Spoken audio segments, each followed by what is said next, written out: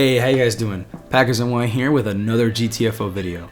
And today I have a detailed weapon guide on the regular shotgun. Now when I go over these detailed guides, I like to break them up into three separate parts. So the first part is the description, and this is where we'll take a look at its ammo capacity, its damage, and any of that sort of information. The second part will be the pros and cons of the weapon, and the third part will be me actually using the weapon against the different types of enemies within the game. So let's go ahead and get started. Now, when it comes to describing the weapon, this shotgun has a specific name just like the other guns in the game, and it's called the Buckland S870 semi-automatic shotgun.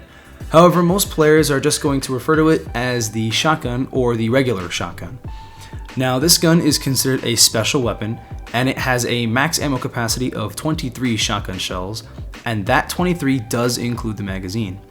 Now, speaking of the magazine, each one can hold up to 6 shotgun shells of ammo. It has very high damage and has a low rate of fire due to it being semi-automatic. Lastly, the range is short just like any other shotgun, which means you're going to want to get pretty close to the enemies in order to do the most amount of damage. So let's talk about some of the pros and cons of the shotgun, starting with the pros. Now, number one on the list is that the shotgun has very high damage. Of course, with it being a shotgun, it only has very high damage when you are close to your enemy. But with that being said, this gun deals the most amount of damage out of all of these special weapons, coming in very closely with the sniper rifle's damage. You won't have any issues with taking out the small strikers or the small shooters, as well as the big strikers and the big shooters. The second pro is that this weapon pretty much one-shots anything. It will one-shot the small strikers and shooters, it will one-shot the scouts, it will also one-shot the chargers. This gun just does a ridiculous amount of damage. The third pro is that you can fire this gun from a hipfire position, which means you don't need to aim down the sights. This is one of the only guns in the game, along with the combat shotgun, where you can still do that while being accurate.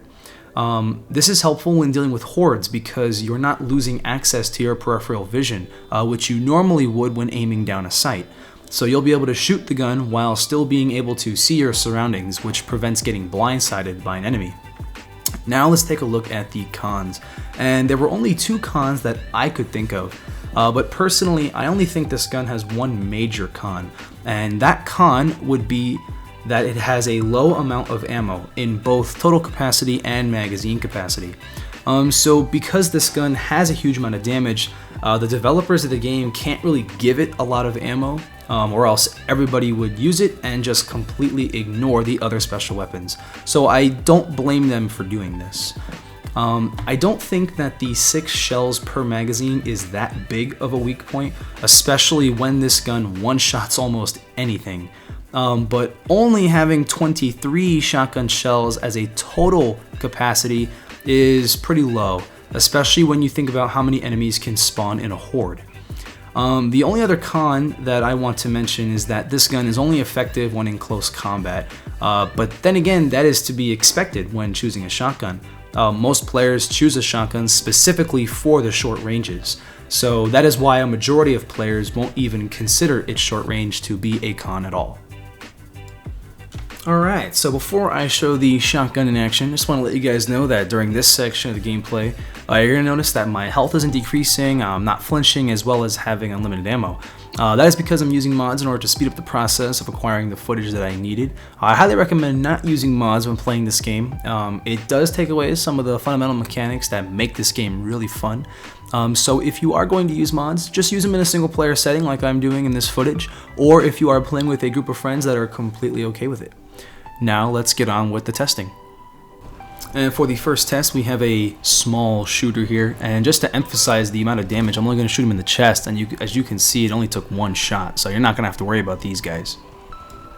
And for the next test, we have a big shooter, so for these guys, I like to shoot for the head, and then for the rest of the shots will be towards the torso. So it only took 1 shot to knock his head off, so now we'll see how many shots it takes to the torso to kill it. So we're at 3 shots currently right now. And in total, it only takes about 4 shots to knock out the big strikers and the big shooters. And for the next test, I was able to get a scout cornered for an easy shot. So I wanted to see how many shots it would take to kill this guy, and I was genuinely surprised to find out it only took one shot to kill the scout. So these guys are absolutely not an issue whatsoever. And for the last test here, I have a charger, so I just wanted to shoot him as he was charging at me, and I was also surprised to find out it took one shot. So that just shows you just how good this shotgun is. So when it comes to the shadow guys, I chose not to include gameplay of them for two reasons. The first reason is because they are invisible, and the only way to show the effectiveness of the gun is by hit markers, and those can be a little difficult to see. But mainly the second reason is because the shadow guys have the exact same health as the regular strikers and the regular shooters, so it should cost the same amount of ammunition to take them down.